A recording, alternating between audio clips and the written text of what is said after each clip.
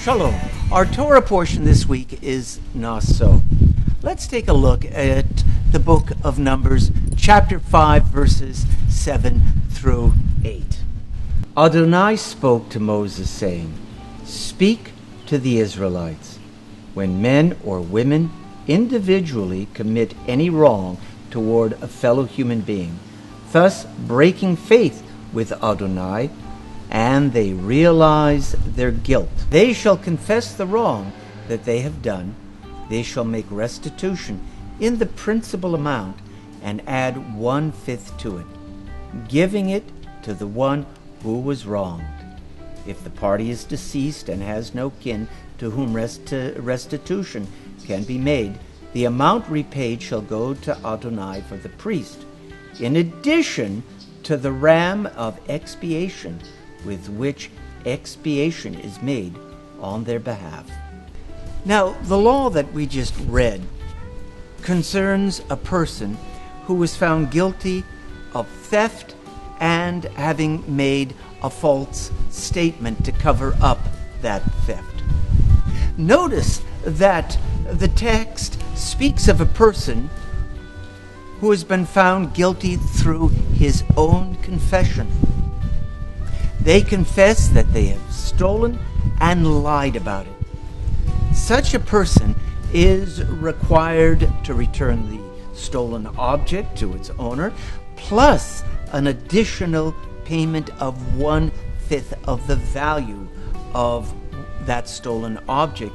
And that's to compensate the owner for the time that he did not have use of that item. Furthermore, he was required to bring a guilt offering consisting of a ram to the priest.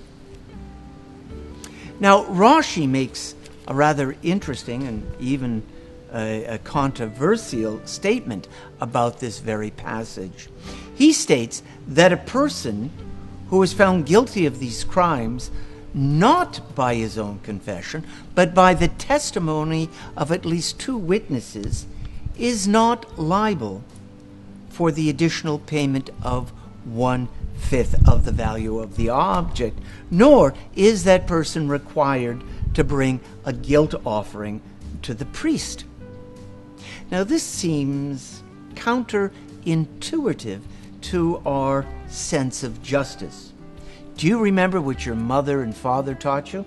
I know my mother and father taught me that it's better to confess, to own up to what you've done. They would say, tell the truth and your punishment will be less. Along with saying crime does not pay, we were taught that if you confess and took responsibility for what you did, the consequences would be mitigated. Admit the crime and you'll do less time, so to speak. Now, the opposite seems to be implied here in Parashat Naso. The one who confesses has to pay that additional 20% to the victim, and furthermore has to purchase a ram to be sacrificed as an expiation offering. The one convicted through the testimony of witnesses does not have to do these things.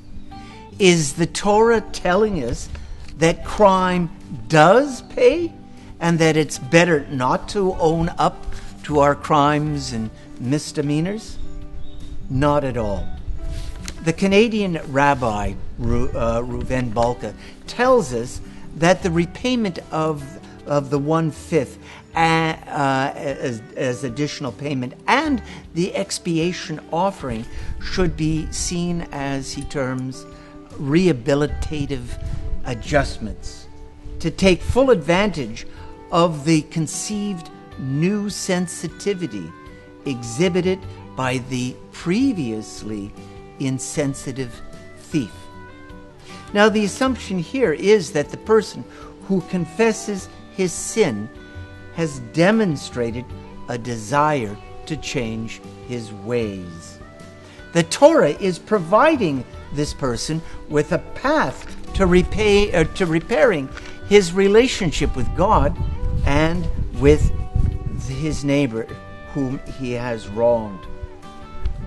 The added 1/5 payment atones for the sin he has committed against another human being, namely theft, and the offering of expiation atones for the sin that he has committed against God, namely swearing falsely. The person convicted by the testimony of witnesses faces punishment, but is denied the opportunity to engage in the process of rehabilitation. He's not admitted to what he has done.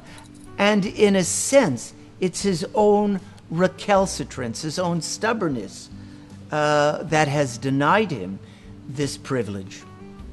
The person who confesses what he has done is afforded the opportunity to rehabilitate his relationship with his community and with God.